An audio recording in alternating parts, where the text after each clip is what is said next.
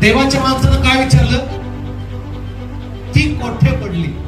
ज्यावेळेस त्याने ती बोटानं दाखवली, त्यावेळेस त्याने एक लाकूड तोडलं, पाण्यात टाकलं, त्यावेळेस कुऱ्हाड पाण्यावरती आली. आम्ही म्हणाल का? लक्षात काय का? ज्यावेळेस आमच्या चुका मी शोधू, ज्यावेळेस आमची पापा मी शोधू आणि ती देवाच्या माणसाला दाखवू, म्हणजे इथं आमचं चुकलं, हे पाप मी केलं, या चुका मी केल्या म्हणून मागाय.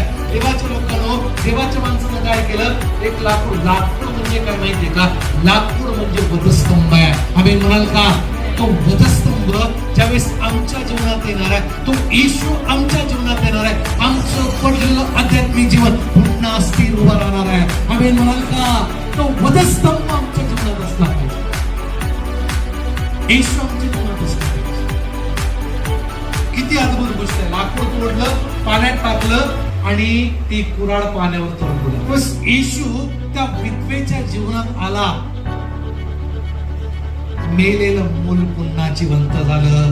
आम्ही म्हणाल का? येशू त्यांच्या जीवनात आला.